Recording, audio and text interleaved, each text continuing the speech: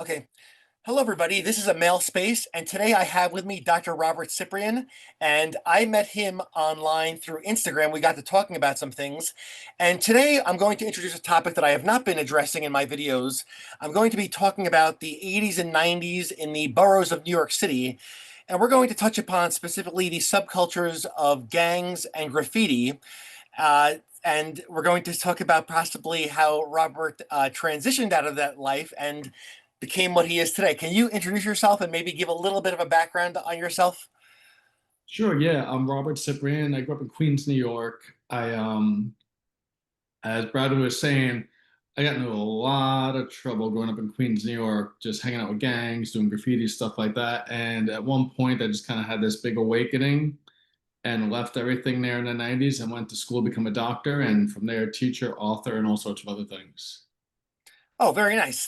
Because as you probably have seen, and my audience so far has seen, that I've been talking about some issues that men deal with in life, and some of us choose maybe, let's say, an alternative or let's say uncommon path, and some of us do join gangs and get into some activity that might not be the best for us. And I actually had a episode maybe that you saw. I sent you one of my samples called the fatherless crisis, and in that video, the political scientist Dr. Stephen Baskerville and I were discussing some of the results of fatherless homes, and one of the common things that happened with fatherless homes is gang membership. And I would like to delve into this because when I was a young person in Queens, uh, what I went through is this though, is that I was very attracted to these subcultures, but I was simply too young for it, meaning that I thought these were amazing subcultures that I had to observe from the sidelines, but I was not about to join a gang or start graffiti writing at 8 years old or 7 years old in 1987. I could not join. I could not go to hardcore shows at CBGB at 8 years old.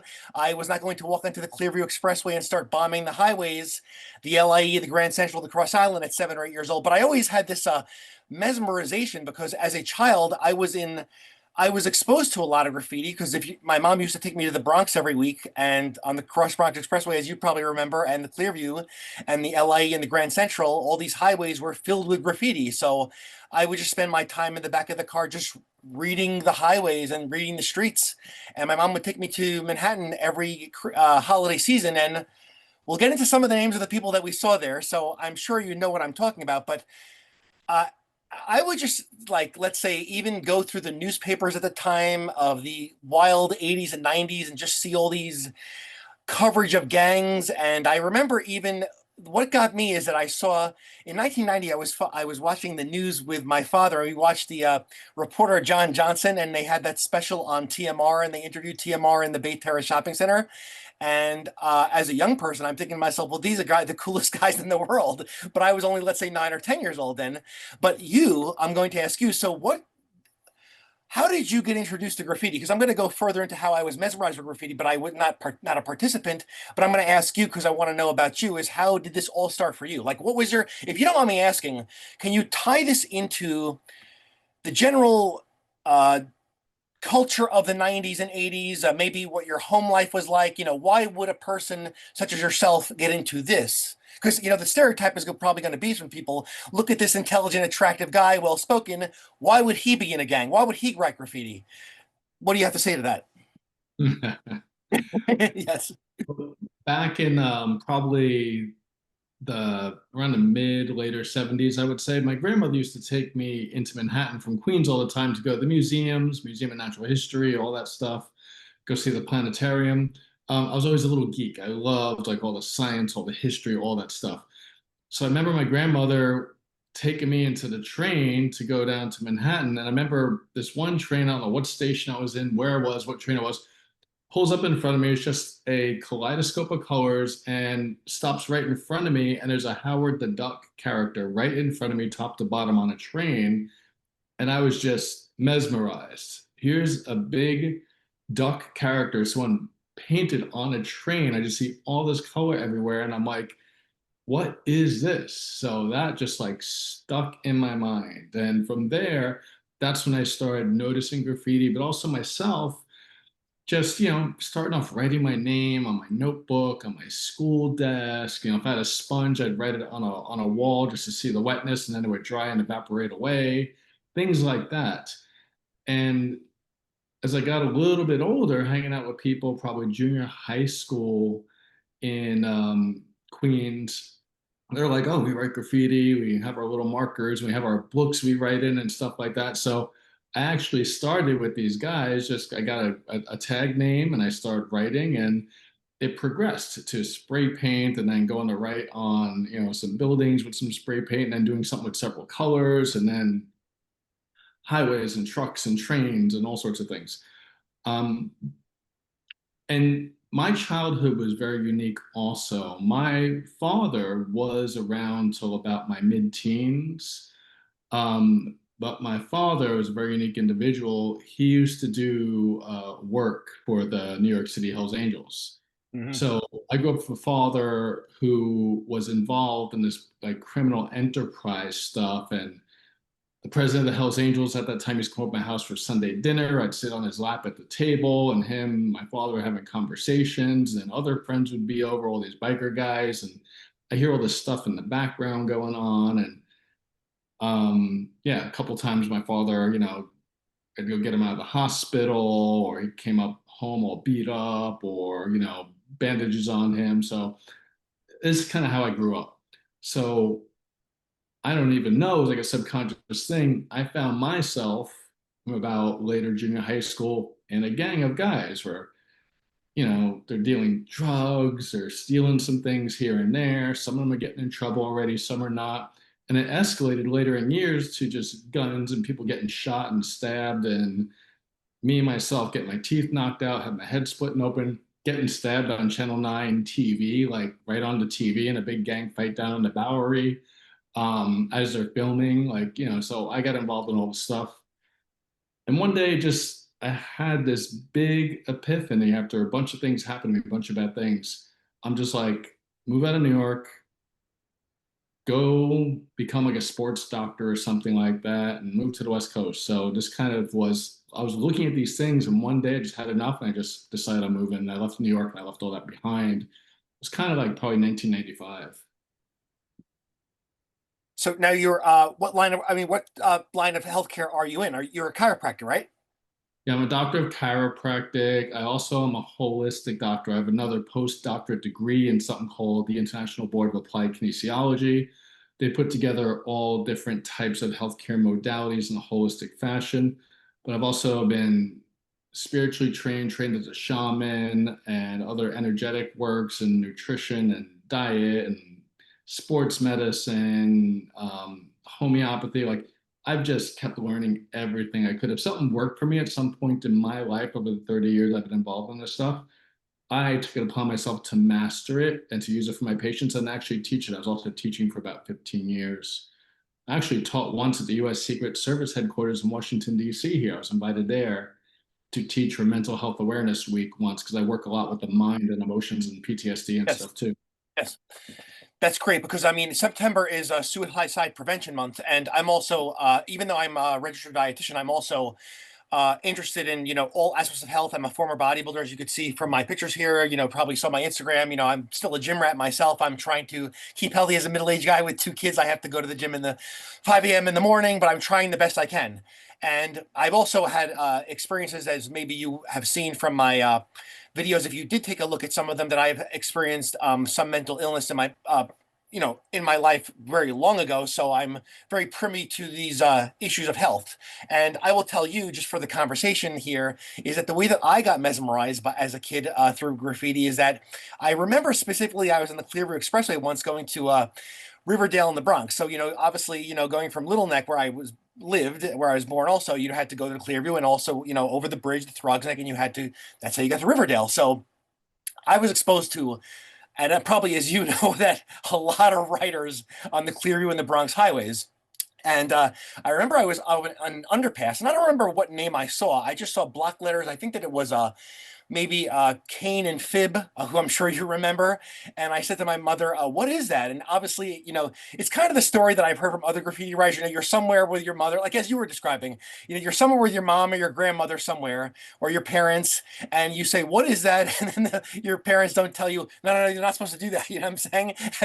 And then I do remember. Then I was at the Deepdale Community Pool on Little Neck Parkway, and I met I knew some guy there, but he was doodling on a piece of paper, and he wasn't a big time writer. I'm sure you know that these guys were not writers really. That some guys just had a name and they took tags around the neighborhood, like just neighborhood guys, right?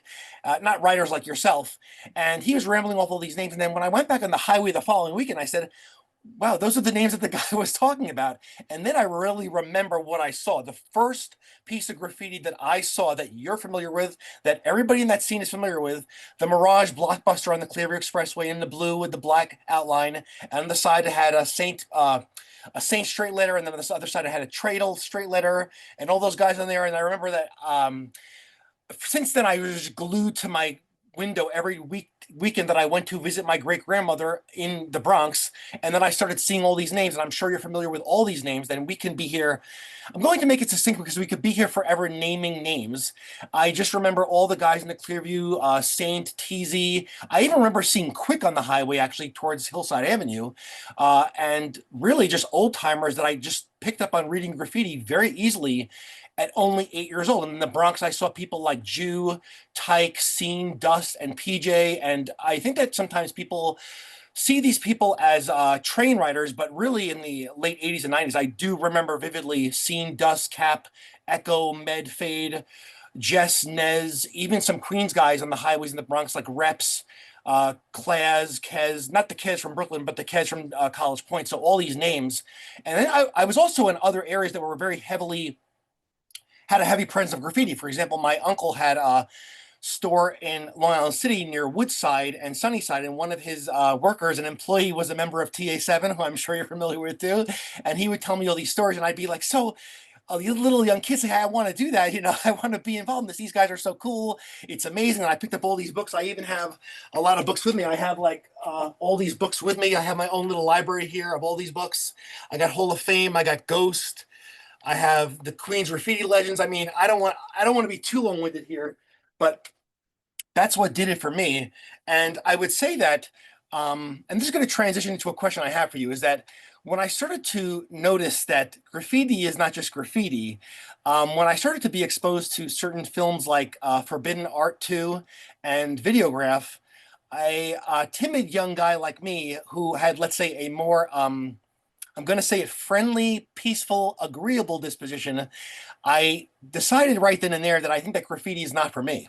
So I'm sure you know what I'm alluding to because graffiti is a violent scene. And I mean, you're a friendly guy. I mean, but can you tell us what the lifestyle of a graffiti writer is like? And can you tell the audience? Because I think that some people, when they see graffiti, I've spoken to some people that don't know about graffiti that much, and they think it's just a bunch of people. They know that it is considered a crime, but they don't really know the lifestyle or interactions that can be experienced being a graffiti writer. So, would you like to tell us what that's all about? Sure, it definitely is a subculture. And when I travel sometimes and I tell people where I'm going for, like, sometimes for teaching, for medical stuff, they'll say, oh, you're going here, look up this writer, you're going there, look up that writer. And it's such a subculture around the world that you could just contact a writer, and if you're someone that's kind of known, they will just welcome you and show you around and see what you need. It's There's a lot of courtesy in it worldwide. Um, Now, more currently, you can be a graffiti writer that's only written graffiti legally because there are so many legal ways to write graffiti now. So there's a lot of artists now, street artists, who have never done anything illegal and have not been in kind of, let's say, the gang subculture that was really going in the 70s, 80s, and 90s. For me, in the 80s and 90s, with this whole subculture, it's kind of like, all right, got our crew of people, my little kind of neighborhood gang, friends, whatever. And we're just kind of more innocent kids. But once in a while, we get into it with some other neighborhood or some other writer, or someone would say something and, someone's a little bit higher drunk and they start a fight with them, and then bigger things happen.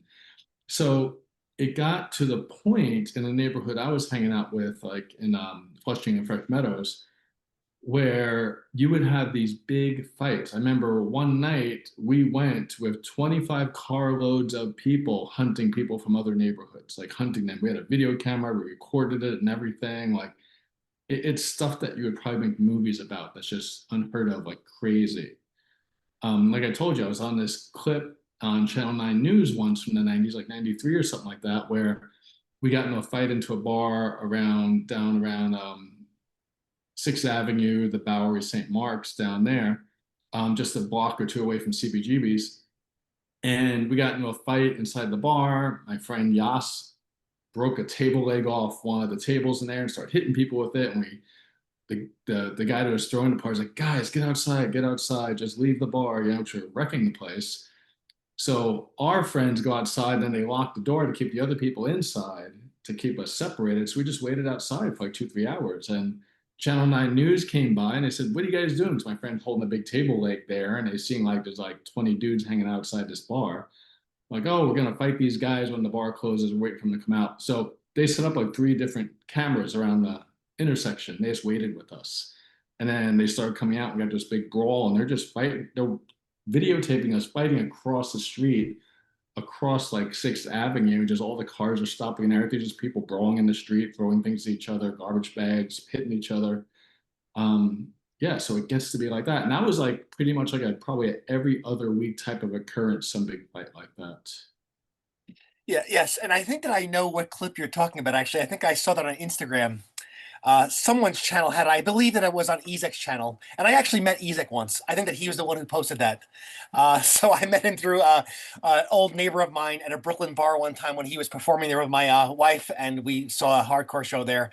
I mean, this wasn't too long ago. It was maybe no, maybe it was like a decade ago. It was 2015, and my wife and I decided to go, and my old neighbor just introduced me to Ezek. Yeah, so that's interesting because I actually remember there was a Yaz piece on a truck on Union Turnpike. There was this truck that was always parked there in Fresh Meadows on Union Turnpike that had a nice Yaz piece actually. So, if you don't mind saying, what writers? Like, how did this all come about? Like, who were you so called down with? Like, who do you usually write with? Who are your main writing partners? Because I remember what got my I remember seeing you up as a kid, but really what got me is that I believe that in the early 90s all these guys, it seemed to me, like as observer, were piecing, like doing these very nice murals, maybe at Franklin K. Lane, that were shown in the videos, and all these zines that I would get at Tower Records. I would get the zines like Can Control and Skills, which think was produced by SP. And I remember seeing you and Wax in those zines and other books and other documentation, and I was just blown away by the style of both of you. And I mean, who did you write with? So I started at first with like guys on 46th Avenue in Flushing, Queens, and we were just named the 46 Boys just because we hung out on that street. But then I was hanging out in Fresh Meadows a lot with the guys that became like KAC and LOD, like LOD like Reese and Beck and Kren and Lenz, and Yes. KAC like Lash, Ryle, um, all those guys, reps. So um, they got into a lot more trouble down there. They were a couple generations younger than we were, and they were just kind of out there ready to just kind of like, hey, what, you got a problem? Let's fight you and stuff like that. So hanging out with those guys in Fresh Meadows created a lot more kind of beef going on there. But then at one point, I just wanted to piece more and more. I wanted to do nicer work. I got introduced to Wax, who's now Cortez NYC. I got introduced to Web TC5. I got introduced to Roller TM7. And I just started hanging out with those guys. And we started just doing like pieces. Like I wanted to really do something colorful, dimensional. I wanted to like just do one beautiful, amazing thing, and that could count for like maybe doing 100 fill-ins across the city or something like that, because that one nice, colorful thing would get me also a lot of fame. And unfortunately, why I really got into that was because of my low self-esteem. I was not a Mhm. fighter like the rest of the guys I hung out with. I wasn't that tough. But I found out through doing graffiti and doing nice artwork, like a lot of guys would give me a lot of attention, and the girls would like me a lot more too. Like the girls were all over me. I'm like, oh, this is my thing. Like I'm just gonna become like more of a artistic graffiti artist because it's getting me more self-worth. It's getting me more self-esteem. So that's kind of why I did the whole thing. Because, like, again, I wasn't one of these fighters. I wasn't one of these just kind of like, I was like the nicer guy hanging out in the neighborhood. Like, they actually used to make me fight people because I knew I didn't like fighting. So they would put me in a circle and make me fight people until things would get really bad. They break it up again, they make it start over again. So I went through all that stuff, kind of crazy stuff. I see, because I'm now that you're opening up about that, I believe that also partly why I was mesmerized by this. But again, the two being too young for participation, and what got me going is that I believe that, well, not believe, it's what I felt, that being that I was fatherless and I grew up in, let's say, a very tumultuous home. I mean, it was not horrible, but tumultuous enough.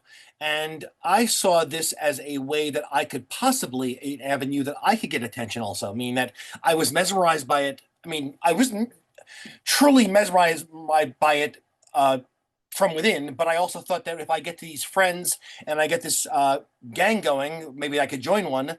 And let's say I'm just being honest here as a young, what reflecting on it is that I can get my name up and get status immediately. I mean, most people have to work for their status. Most men, it takes many years, or let's say developing a trait or a skill or athleticism or a physique or whatever to get status. But I would think that in graffiti, well, I mean, would you say that obviously you have to so-called put in work, but the status is much quicker to gain as a young person through graffiti? Would you say that's the case?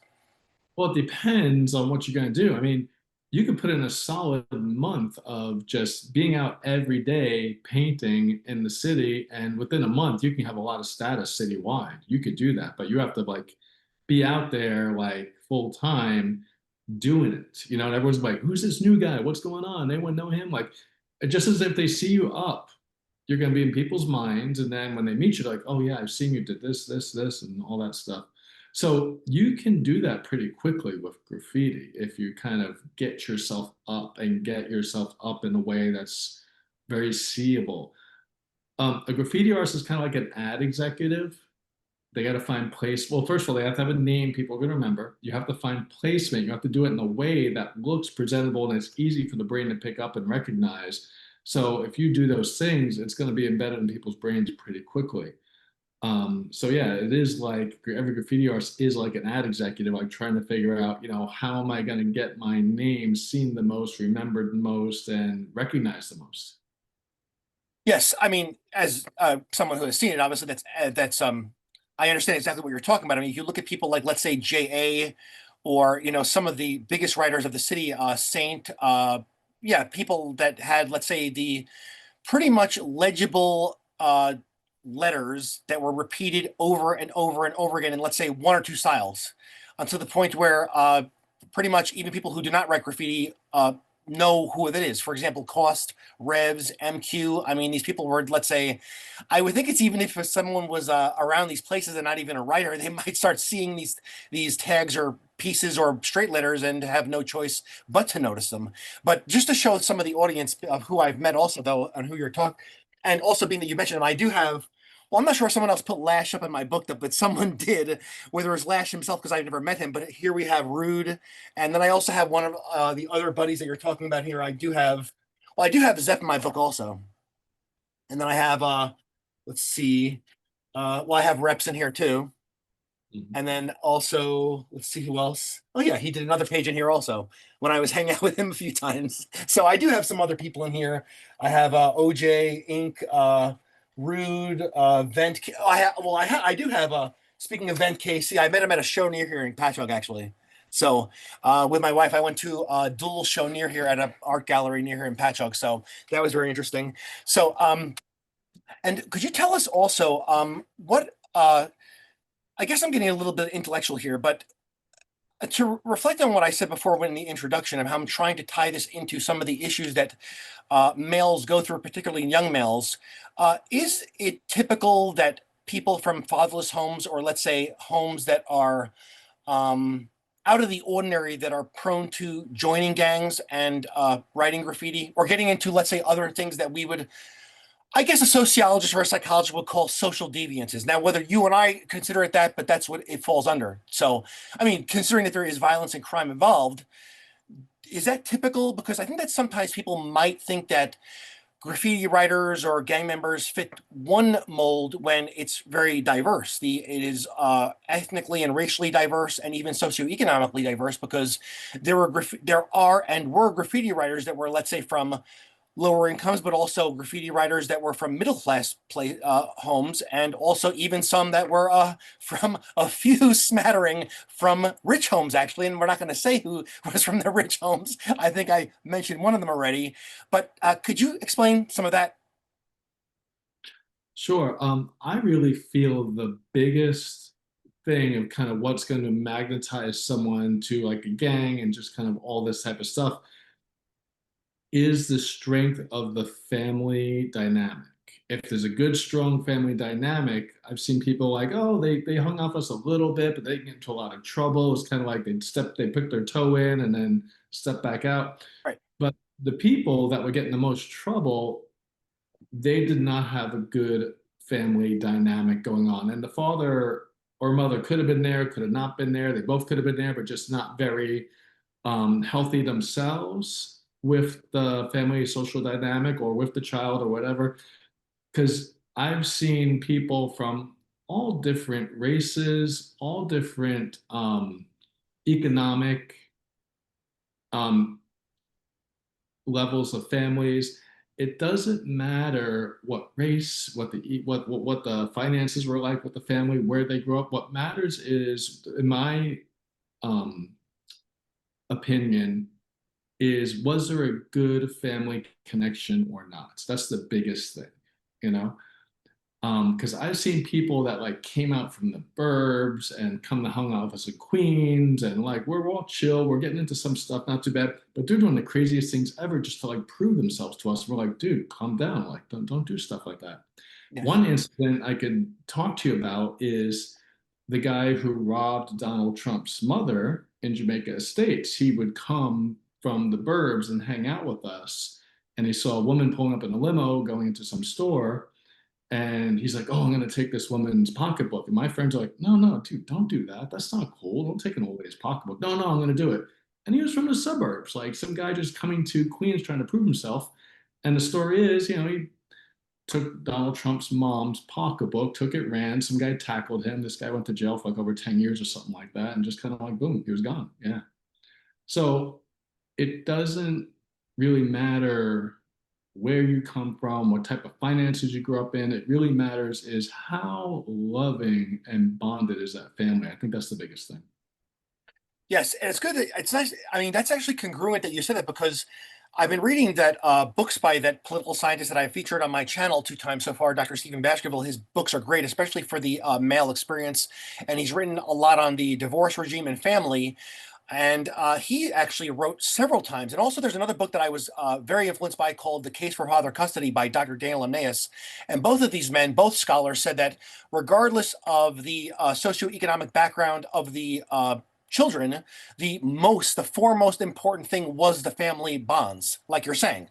And I think that's a truth also, because, and, I have 2 children. And also, sometimes when I recall the so-called latchkey kid life of the 80s and 90s, I guess you're familiar with it. I mean, you lived through it. I mean, you're a Gen Xer. I'm, let's say, the tail end of Gen X. I'm, let's say, what they would call a Zennial, millennial slash Gen Xer. I was born in '79. So I was, it's kind of like in between when the culture was really shifting towards more technology and different forms of music and subcultures and entertainment. What I'm astonished by, and maybe you have some input on this, because when I do look back on it, I do look back on some of the activity of some young people, and being that I have 2 children, sometimes I look back and I go, were these parents on Mars? Like, when I think back of it, and I have a daughter and a son, and obviously young people, both sexes, do have things that they are vulnerable to, and I don't have to go into detail about which situation they're vulnerable to, or the sorts of situations they could wind up in. I think that for males, mostly, as we're discussing here, men who are fatherless or come from chaotic homes, their first inclination is to prove themselves through violence, and with daughters, probably the way to prove themselves or get attention is through, I guess, attention mongering. And you know what kind of attention I'm talking about. I don't have to go into details. that's the so would you say that, and I don't like the generation bash, like sometimes people have this, there's this a trend in social media to bash the boomers, bash Gen Xers, and the older generation bashes the younger generation. But sometimes I do recall, I think to myself, like were boomer parents just completely absent? Because from what I recall on in northeastern Queens, I say to myself, yes, I have no idea where the hell these parents were. I have no idea how young daughters at 13 years old are out with boys at 3 a.m. in the morning in unsupervised homes. I have no idea, even though I was mesmerized by graffiti and still can't stop looking at it. Is that I would say to myself, well, if my son were to do that, I'd say, do you have a problem? We have to sit down and talk here because even when I'm driving down the highway sometimes here in Long Island, look, most highway graffiti is just simply gone. It's and we'll get it. I want to get into that also. The turning point when everything got so called buffed. It was very depressing, actually, just for me as a kid to watch everything go to the down the drain that I always like to look at. So sometimes my son, he sees my books here and he sees my black book here that I have, and sometimes he'll look at something, he'll say, "Look, Dad, graffiti," right? And he's only here's I'll go, "No, no, no. Keep it in your, keep it in your book, do your marker thing, and that's fine." And they even have a lab here called the Graffiti Lab in Holbrook, and the guy has he's got an Instagram page. He has several locations. He has one in Floral Park near Glen Oaks. So we could talk about Glen Oaks a little bit too. Um, and I'll take him there, and he could do it like as a little art hobby, right? But I would not, as much as I memorized, I would not be fond of my son being involved in gangs and graffiti. And I think that even former gang members and graffiti writers would not want their son doing that either, or their daughter, because we know of some female writers also. So, do you have anything to say to that, or just basically what you answered before? Like, well, where Uh, were the parents and the Gen Xer? Were they checked out? Do you remember parents being checked out? Because it is astonishing the lack of supervision. yeah. Well, that generation is around the generation, after the 60s and the 70s, where the women in the home would start going out to work. So there really wasn't that kind of nuclear family comfort anymore because now the woman's being put into a masculine role. They call it feminism, but really what it is, it's a woman's masculinism because a woman wants to be just as good as a man, but a woman has so many more important things to do and be than a man. Both the sexes have very important roles. When they live those roles, their mind is healthier, the energy in their body is healthier. They could literally love more. When a woman goes out into the working world, the corporate world, and I see it here in DC with the women I see working in DC, it starts deteriorating their endocrine system, literally. And my teacher, Sasha Cobra, talks a lot about this because she works with a lot of people and couples with relationships and love and sexuality and all this stuff. But when a woman goes into that role of the corporate world of working and stuff like that, it literally starts to deteriorate her body and her energy and her ability to love herself and to love others more. And this kind of happened around that generation. It's when it Yes. started. Yeah. And for the men, more and more men were growing up without a father in the household. They were brought up by the women. I was brought up by my grandmother and my mother. And it took me years to really find my true masculine essence.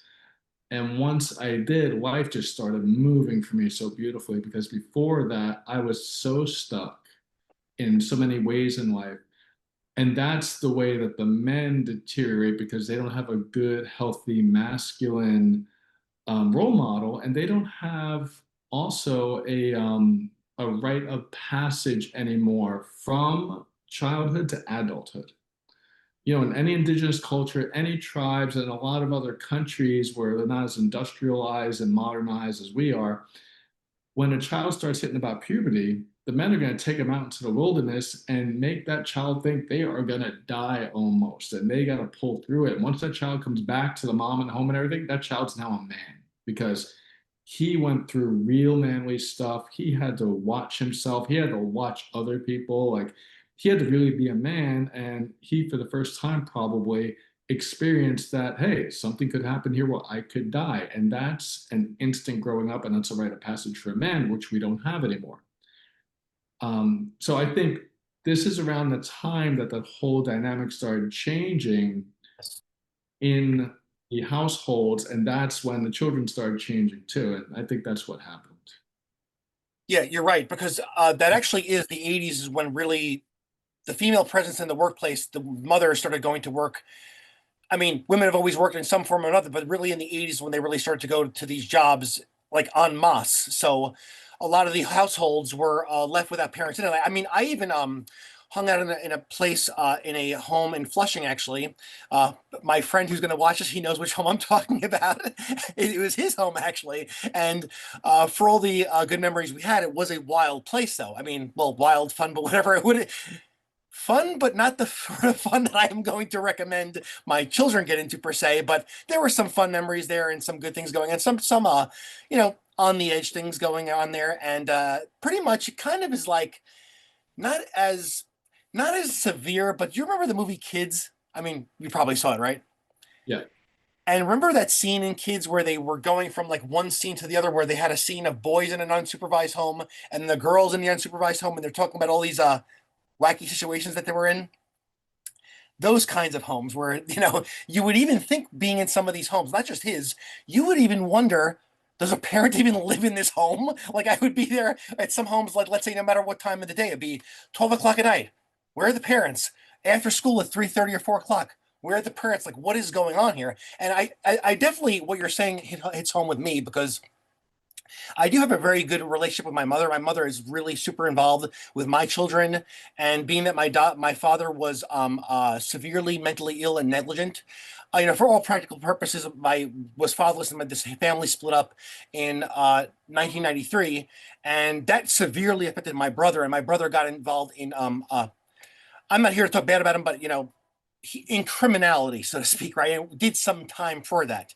And now he's fine, though. He's doing great. He lives in California. He has a career and all that. So, yeah, definitely what you're saying hits home with me. And I think that's pretty much what happened probably with a lot of gang members and a lot of writers, actually. So, now, do you want to go into, let's say, well, actually, you were mostly, you said that you started out on streets.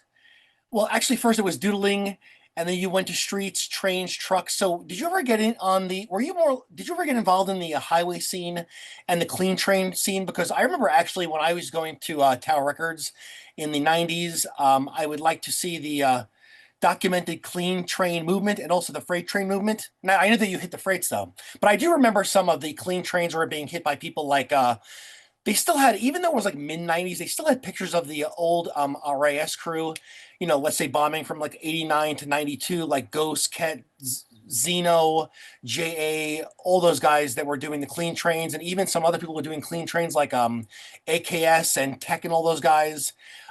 Did you have some clean trains? Yeah, definitely did clean trains. Yeah, I did the highways.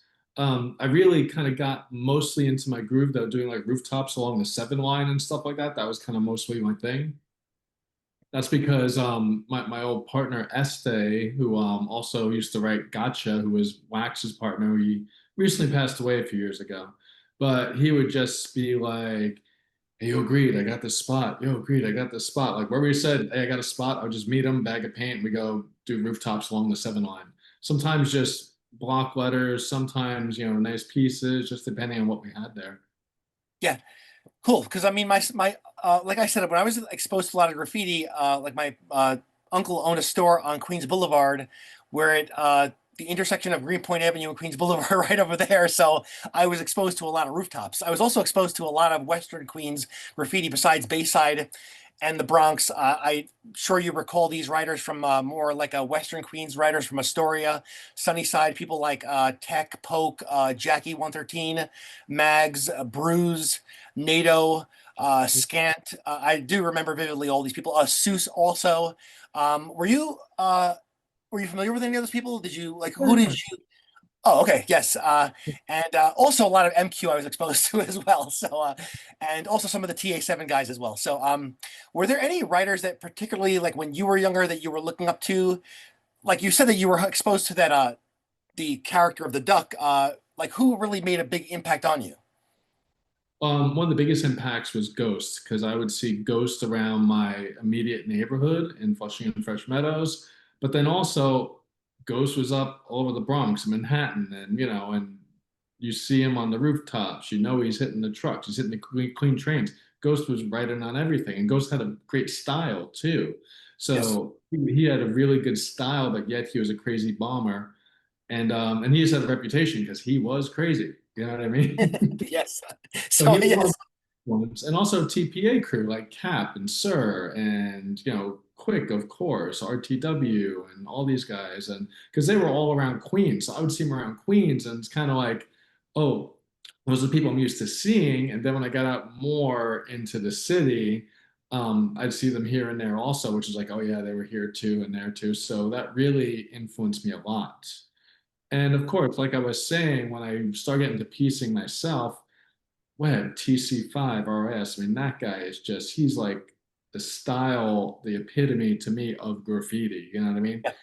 And Roller, who was also mentoring Ivory at the time too. So he took like me and Ivory under his wing over TM7. And we were doing walls like every weekend, like Brooklyn, Bronx, wherever. Just, oh, we got this spot, that spot. Just Roller didn't care. Like, you're just sitting there, we're sitting there hanging out, painting, someone messed with us. Roller's like, what? What's your problem? Come on. Like, he was a guy that didn't care. He would just fight somebody, and, Yeah.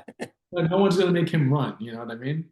Yeah. I see. I understand. So, but just so that some of my listeners who are not familiar, I mean, probably every listener that's going to see this on my channel has never heard of what we're talking about. Maybe a few. Maybe I will get some writers from you posting it somewhere. Who knows? I'll put on my Instagram, link it wherever I can. So, but just to show some people who Ghost was, I have the Ghost autobiography here actually, and you could see that.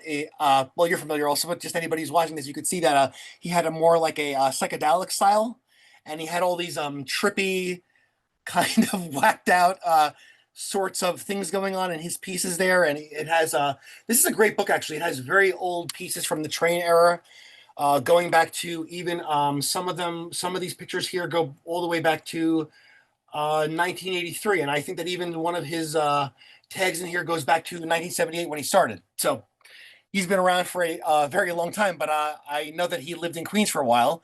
And I actually live with someone that we both know actually. Well, not know, you know the guy, but through mutual people who knows who. So and so where is I going with this? Is that so but you see, one thing that someone might wonder is that for some of the people who let's write an unusual amount of graffiti, how do you balance this with your life? I mean, how does a graffiti writer, I don't know the man, someone would wonder, how does a man like JA, even when he was younger, how does a person like him or Jaws or Easy or Giz or any of these people, Dessa, who really made a huge impacts on the city, MQ also comes to mind. Anybody who's been like out there in cost or revs that you have to notice them no matter who you are.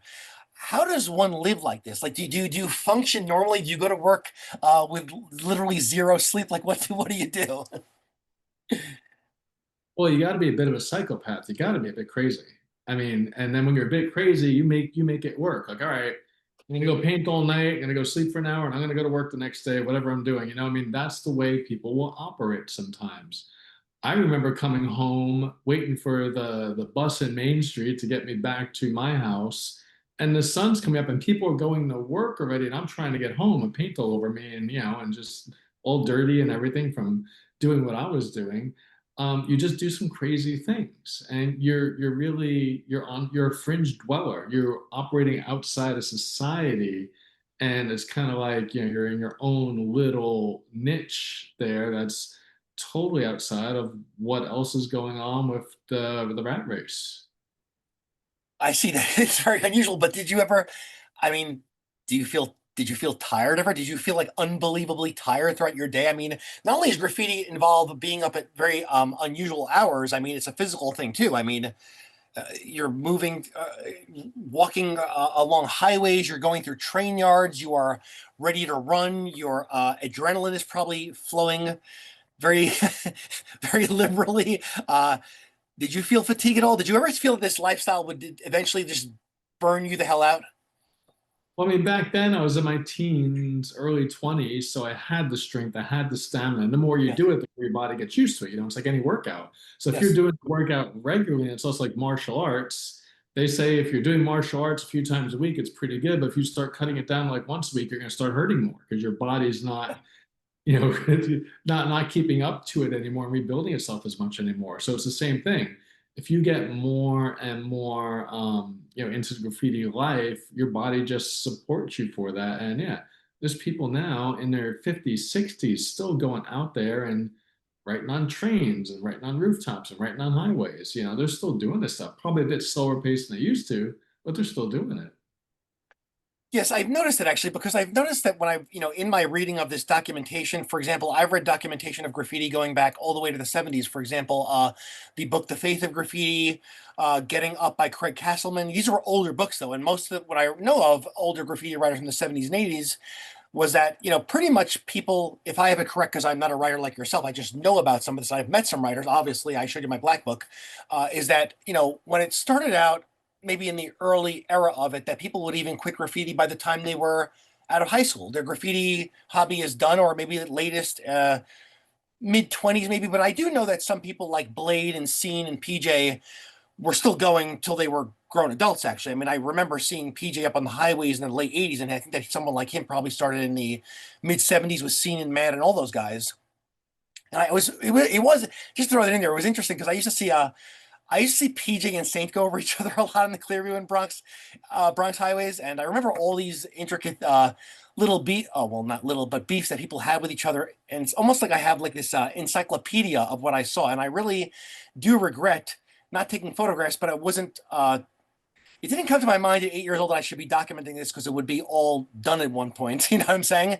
All cleaned up and that's it. But going back to what I was saying is that um, did it become this hobby where as time went on, older people, well, not people didn't quit it as quickly, meaning that it is unusual for me to see freight trains with old names on there still going. And I think to myself, well, how old is this guy already? I mean, how does he keep on doing this? So there is an addiction to this, right?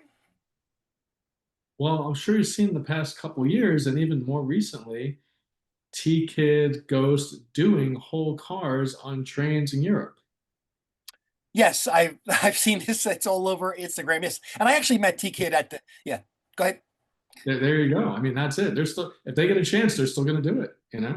Yeah, yeah, it's nice that you mentioned that because I actually met T Kid. I showed you the photograph. I met him at the Graffiti Hall of Fame. I went with my friend, and he took his son there because his son likes the graffiti art hobby. He's not a writer, his son, but likes like my son. He likes the art form, and so also something that I was mentioned also, like as I follow RD's channel, and I actually met him once at a show one time also. He was describing some crews as like when he said, I remember he said about 357, he said that they were more like a group of people that not only wrote graffiti, they were criminals who wrote graffiti rather than, let's say, only graffiti writers. Now, obviously, graffiti does involve some crimes, including trespassing or theft of paint. But would you, if you don't mind answering, I mean, this is a long time ago, was KC more like a group of guys where it was like a blend of people that like graffiti, or were there really some people who really liked the mischief? There was people who were criminally making a very good living from there. And there's even other crews, and I won't mention them, but have Yeah. worldwide connections through organized crime on the streets and in the jails, like both. So that's how deep it goes. Graffiti was just one aspect of it, one facet of it, but there was a lot more to it also. I see. Now also, if you could tell us what goes into, let's say, a graffiti journey or a night out writing graffiti. I mean, sometimes people even wonder how did they get so high? I'm surprised they don't fall. How do they get up there? Uh, can you describe some of the plotting and planning that goes into this? For example, let's say even getting the paint. How do you get the paint? You could tell the listeners also how people get paint. What goes into, I mean, people would wonder, well, how do they get into the train yard? How do they get all the way up on there on the rooftop? What goes into this? Well, Spider-Man is from Queens, New York, so. Yeah, exactly. It's okay. So, But yeah, there's been times where I got brought to spots to go paint, or we had to climb a rooftop or something like that. and I'm with somebody and I'm like, all right, how are we gonna get up there? And they're like, watch. And they'll just like shimmy up a wall, like one hand foot on one side of the wall and the other, and they're in a little alleyway and they just shimmy their way up the wall, grab one side, climb on a roof. I'm like, I would have never done this except to paint my name up there. It's the only way I would ever do this, you know? And I do it. And I'm like, wow, I made it. Okay, great. I didn't fall. Um, I've almost been killed once in a train tunnel.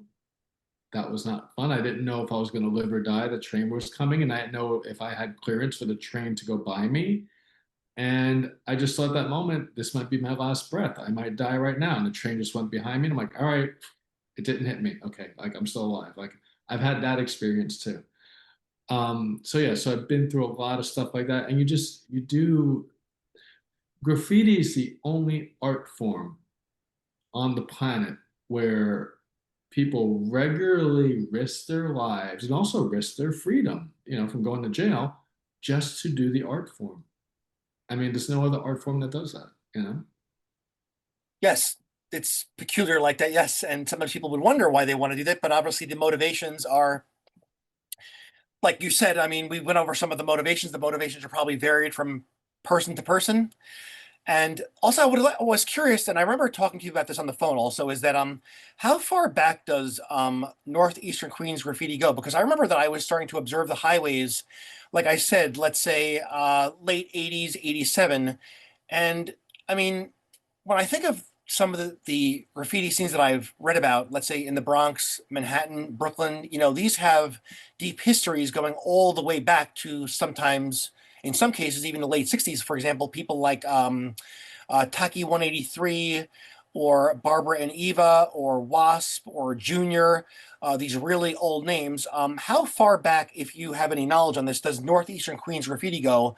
And because I've always like, well, maybe these people came out in the 80s, but does it go further back than that? Or did graffiti start hitting the streets of Northeastern Queens and the highways? What years were those, if you have knowledge on it? Yeah, I mean, I believe like mid later 70s. Like yeah, I mean, I remember seeing stuff on the highways, Angel Duster on the highway. I don't remember what year that was. I was either late 70s, early 80s, but I remember seeing stuff around definitely mid 70s and stuff like that. But a little bit here, a little bit there. I mean, people were just writing like rock band names sometimes too, stuff like that, but they would write the rock band name. I forget which one it was right now, but they would write it the same letters, like, you see it in like two, three different areas. And you're like, oh, someone's just writing this rock band name all over the place. So things like that would go up definitely before people really took on graffiti as like a persona thing. They were doing it more for just kind of like a to put up their favorite rock band or something like that. Yeah. Yeah, I see what you're saying. Yes, because I mean, I came from a neighborhood also. My personal experience is that I came from a neighborhood that had almost no graffiti, meaning that it was kind of surprising because I mean, I lived in Little Neck. I was born there and lived there throughout all my teenage years until my early 20s, and there was really no serious graffiti writers there that I can even recall. I mean, I met some so-called writers, but even me not being a writer, I knew they weren't writers that we're talking about. I mean, they didn't venture out of Little Neck besides, let's say, some neighborhood tags here, or maybe got the balls to do a spray paint tag here and there, but that really was it, though. And I'm sure that you know of the people who had some problems with people from Little Neck. So, um, uh, and even Glen Oaks also. I mean, there were some writers in Glen Oaks that I recall, like Rude and Jazz and Red and Bucky and all those guys, but really don't recall anybody from there. So my interest was that when I went to Cardozo, I said to myself, well, gee, I'm just gonna wait till I go to Cardozo High School, and I'm gonna meet a bunch of writers there because all those big time graffiti writers like Rec 127 and all those guys and Sir and all those guys went to Cardozo. But I'm thinking to myself, well, that was way before me. And then when I went to Cardozo in 1994, I can only recall two people there who really even cared about graffiti. But by that time, I don't even recall. I did not meet one writer there, even though I know of two guys that wrote graffiti. And what was remarkable to me is that when I see on the internet pictures of the Cardozo handball courts, of how they were filled with graffiti, but by the time I went to Cardozo, just like 5 years later, it was like it's done. It's Because done. they all graduate and go to college. That's why. Exactly, but I thought there would be another wave of. I thought there was going to be another wave of writers there, but there wasn't.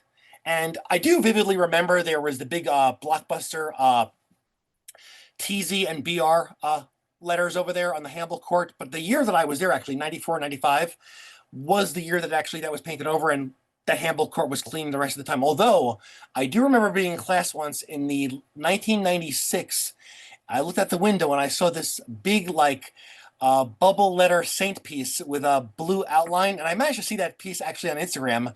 And it was him and someone else there. And after that, those guys probably made a comeback and did some fun things that time and never returned. So, and I also remember that the time that the highways got buffed, and probably you could recall also, was, let's say, 92. I remember, like, I was going on the highways, my mother always riding, in the back of the car there. I loved being in it, as I said before a few times during this conversation. And slowly but surely, I saw the paint over the writing. And I said to myself, even at the young age, okay, this is the end. There's not going to be any more graffiti on the highway. Do you recall when it was getting buffed, the highways? Yeah, well, it all really started with Rudy Giuliani. He came in and started cleaning up the city, and that's what started happening.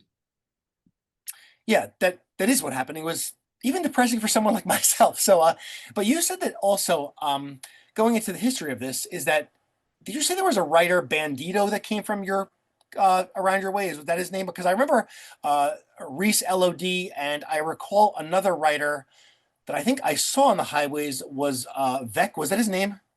Yeah, yeah, Reese and Beck. Yeah, they were like the kind of the LOD guys. Yeah, So where were they from? Was that mostly a Fresh Meadows group? Fresh Meadows, Jamaica Estates. Yeah, Yeah, and I also even remember some obscure writers, like not obscure, but I remember writers. Perhaps you recall. Do you remember a writer named Yoe? yeah, Yeah, I remember he had a as P, at PS221 where I went to public school.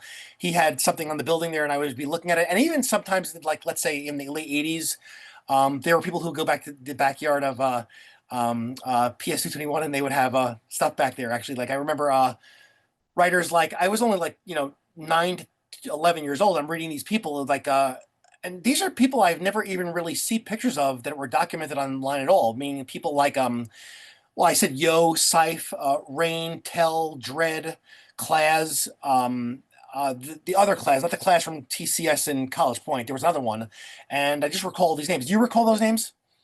yeah, yeah. Scythe and Soon. I remember they were doing a lot of great work. Yeah, Class. I think was that Craig Schneider. I think he passed on years ago or something like that. But yeah, I used to go dirt bike riding with him a lot too. And yeah, Oh yeah, because I remember also another thing. It's good that we're actually not following an outline here, so we just shoot the shit here, so to speak. Actually, I actually did. I didn't say this. Actually, I do remember. Well, there was a guy that used to be a lifeguard at Deepdale Pool Community Center, and he wrote YZ. But I think that his graffiti career was short-lived. I think he would hang out in Bayside, actually, northeastern Queens. And also another time, TZ showed up there once also, and he introduced me to him. But I was only an 8-year-old boy, so it's just me. Like I thought it was like the coolest thing in the world.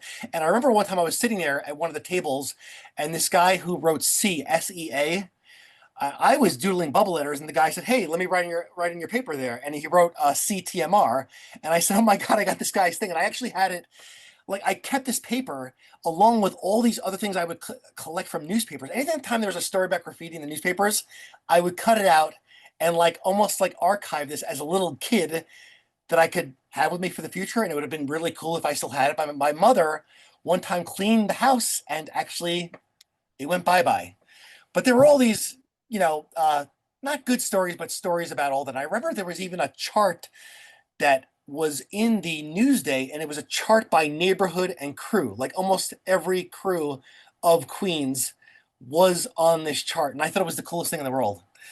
Even though it was, not the best thing in the world, but I thought it was like that. Now, another thing also, this might be actually be a funny question, probably an out of this, like a question that you wouldn't expect. So I've been also discussing on my channel, and maybe you're knowledgeable about this topic also, or maybe not, but I think that you probably are, considering we were talking about the we touched upon femininity and masculinity before, sexuality and sexual roles in the home and when women went to the workplace. But one thing that is really affecting young men these days is that they are trying, it is hard to find a mate these days, meaning that the people, both sexes, are not pairing up the way that they once were. Meaning, like, if you look at these polls, 60+% of young men have not even, like, let's say, even gone on a date or received any affection from a woman in a long time. And let's say the vast majority of women are in some sort of relationship, situationship, relationship, marriage, whatever the term is. Most of them are not single. Most of the men are single. Now, when you were growing up in these kind of lifestyle, uh, was was it easy to have women hang out as a graffiti writer and gang member?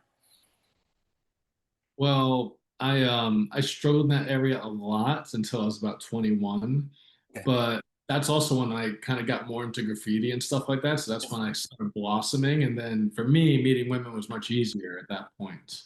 But before then, I was just kind of lost. Like I didn't know how to talk to a woman. And again, I grew up in a home where I didn't have a good father role figure because I was brought up by my grandmother and mother. And then when that happens, it's harder for a man to know how to act with a woman. When you treat a woman like your mother, she's not attracted to you. You have to treat a woman in a role of polarity, not like, you know, you're being nice to her like she's your mom. Like that does not stir attraction in a woman. So there's a lot of psychology there with that. There's a lot of energy there with that too. And yeah, it took me years to figure myself out. And then I went on to actually like coaching guys on how to meet women and stuff like that and how to carry yourself with your masculinity and all these types of things too. Oh, I had no clue that you did that. Actually, it's coincidental you're bringing up some of these topics and elaborating on them because it goes right in along with my channel, a male space. So, but I did notice actually that I mean, the whole badass thing does ring true much of the time, and people that I knew, like on the periphery of, let's say, that sort of life, like in that home I described to you before, there were always females at that home, actually, of people getting up to no good and there being women all around. So, but were there women around generally in this lifestyle or any female writers? Good. In my neighborhood, not female writers, but a lot of women would be in the neighborhood. But then also we were going into, Manhattan for all these parties. Like Bill Spector would throw all these parties in Manhattan. We'd go there every weekend to his parties, and there'd be women there from all over the city. So I'd, meet women there from all over the city, and they find out I'm kind of a known graffiti artist that's like in these magazines and videos and stuff like that. And they'll start talking to me, and I'm just like, all right, this is kind of cool. Like, all right. So yeah, that's kind of what happened with that. And I don't think it's, I mean, there's a little bit maybe to the badass guy thing in there too, but what I think it is just, it's a man who has kind of achieved some things and he has a focus and he's really like dedicated to his focus and he's kind of famous too. I think that's what attracts women more than just being the badass. Yes. You mean the status? The what? Status. Yeah, yeah, the status, yeah. Yes. So, But then and also, also your dedication to what you're doing. That's a big thing for a woman too. When a man's focused and dedicated, that's like for a woman, like, wow, he's a guy I want to be around because when he focuses on something, he stays true to it, he sticks with it. Women want that security in the man because if he starts focusing on her and she subconsciously knows like, oh, like if I'm in his life, he's gonna focus on me too. yes, of course. Thank you for that input. And another thing that came to mind is that I saw that, if I recall correctly, you met Blade one time, the real old timer. Oh yeah, I've hung out with Blade quite a few times, yeah. Oh yeah, that was very impressive because I do remember vividly, and I even have subway art here. Also, I have the 25th anniversary edition here with the huge Blade piece. Where it has like that looks like big bubble letters connected to some type of construction thing, and yeah, I mean, he had really impressive things that made it. I mean, it was really impressive to me to see these pieces. I was not around then when he was doing things, but I thought it was interesting that you met him because, well, I mean, he's one of the biggest names in graffiti ever. He's also one of the biggest influences in graffiti. He did so many things that not many other people did before. Him and Lee, like they were doing unbelievable things, like all these whole cars they were putting out, just different styles, different ideas, different dimensions. Like they were applying so many things to graffiti to really open up what graffiti was. Of course, other people did too, like Phase Two and these other people, but on a big like whole car scale, like Blade and Lee, they were just really putting a lot out there to inspire other graffiti artists too. Yeah, you see, it's nice that you mentioned that because I remember also when I was literally like glued to this book, the book Getting Up by Craig Castleman. I read Yeah. that book actually from cover to cover at 12 years old. I could not put it down. And I read the first chapter, which was a very lengthy interview with Lee, in which he pretty much told the entire story about not only a whole car, a whole train, Yeah. with the rest of the Fabulous Five. What is if I recall correctly, the members were Slug, Doc, Mono, Lee, and Slave. Yes, and I remember seeing Slave at the Graffiti Hall of Fame recently, also. In addition to other whole other writers there, actually, and also it's some of these writers were really on like another playing field. I mean, like you're saying, Lee, Blade, Mirage, also Strider. Have you heard of Strider? Yeah. Yes, because I almost met him once. He was painting actually a legal wall at a bar in Whitestone, but I didn't want to disturb him. I should have because I really wanted him to be in my book, but I said I'm not gonna disrupt the guy, whatever. But he was piecing there, and his pieces. I actually, excuse me, I have some pictures of his stuff from the Bushwick Collective when I visited there. But he's another man who really, you just look at these pieces and you're just, you can just think to yourself, how would someone do this, let alone with spray paint? How do you do this? I mean, there are some people out there who are on another level, like even some of the Los Angeles writers like Hex and Saber, who is didn't he do that big, huge piece on the aqueduct over there in LA that got, River, yeah. yeah, ruined by some people? So, are there anybody else that we say? Risk out in the West Coast too. Very, very amazing artists. Yes, just really phenomenal. And Wax, also your friend. Do you know of any? Would you like to mention to the audience of possibly your crowd is going to see it, who you think was, let's say, really monumental in these sorts of styles? Because uh, even Mirage and these other writers that are not in, like, let's say, most of the books, but you could see their pieces in other documentation, like Show and Zoo, and some of the characters were just simply out of this world. Like, for example, the man that you mentioned before, Webb, was on a whole other level. Are there anybody else that you would like to mention that comes to mind with that kind of stuff? There's so many people. It just depended week by week what came out. There's too many people to mention, and Yes. I don't have a favorite because there's so many people that are talented in different ways. But for me personally, the way I look at graffiti is it has to be about the font and the letter. The letter has to have almost an animated potential energy to it. You have to look at the letter and just kind of know which way it's moving just by looking at even a black and white letter. To me, that is the essence, the bare necessity for graffiti. Outside of that, it's street art. Like if you don't care about the letters, it's street art. But graffiti have to focus on the letter. I mean, that's the most important. And the letter has to have a potential energy. Like you could see it has a potential energy of it wants to create a movement. And that's a really good font and letter, I believe, in graffiti.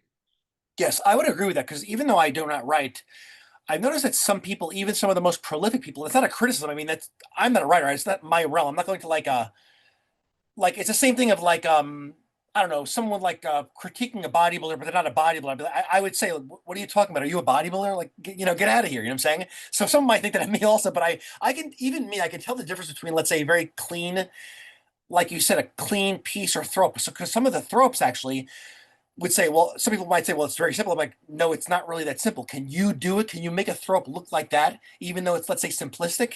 Where some people just have this something to the throw up that is very unusual or unique. Like, you ever see that guy? I recall, I think his name is Post VSOP. Well, I'm sure, yeah. Yeah, or Scene, because even Scene had a throw up that was Yeah. simple, but it looked amazing. Mhm. Or just really, or Duel had a throw up like that. Crow had a throw up like that, and it was simple, but it really just everything was just compact and just perfect looking. So yeah, I see exactly what you're saying. Another guy that comes to mind like that also with these whacked out amazing throw ups is ZE. Have you ever seen him? Yeah. Yeah. So yeah, I definitely see what you're saying. So I guess that's wraps it up though. I mean, for me, quizzing you and also sharing what I have to say, and I think that if I really were to talk about graffiti and all the things and names that I remember and people that I admired as a kid or went through like reviewing each book I had, I would probably be here till very late in the evening. Is there any spots online that you would like to share with the audience or my audience, your audience, or where to find you if they have to find some healthcare practitioner for specific problems that you could deal with? I mean, for me, I kind of I've been going back and forth with like my social media and all that stuff and everything. Right now, my main account is Doctor underscore Love, Dr underscore Love. I did have Dr. Greedy for a while, but after some of my experiences with my spirituality and stuff like that and everything, I'm just like, well, saying greed, putting it out in the world so much, it puts that energy out into the world.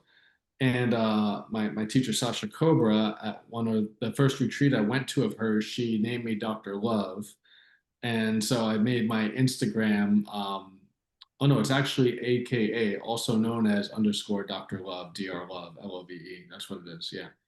So that's my main account. I have some graffiti on there, some healthcare stuff on there, spirituality stuff on there. It's kind of a little bit of everything because that's who I am right now. I'm like this former graffiti artist, became a doctor, used to be an international teacher of holistic medicine, and now I'm kind of getting more and more into the mind, the spirit, and stuff like that and everything. And yeah, people just I don't know, they call me like a Renaissance man. I'm just like a guy that grew up writing graffiti. I don't know.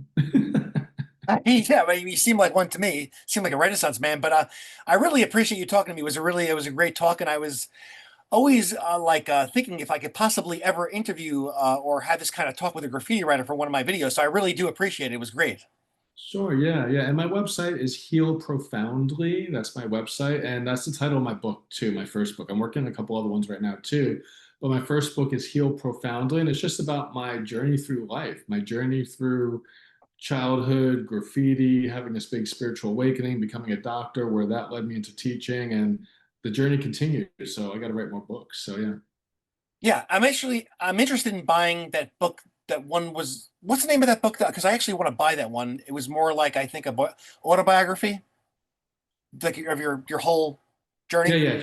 Heal Profoundly. Okay, yes, that's the one I'm interested in reading. Yeah, has a subtitle about the spiritual transformation of a graffiti thug, but yeah, it's called Heal Profoundly. All right, great, excellent. So that wraps it up. And again, thank you for being with me today. Good talk to you, Bradley. Thank you. I see.